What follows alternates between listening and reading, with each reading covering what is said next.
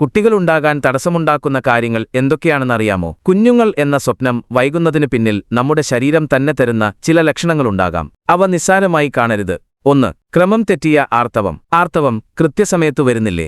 മാസം തോറും തീയതി അങ്ങോട്ടും ഇങ്ങോട്ടും മാറുന്നത് ഹോർമോൺ പ്രശ്നങ്ങളുടെ പ്രധാന സൂചനയാണ്. 2. സഹിക്കാനാവാത്ത വേദന.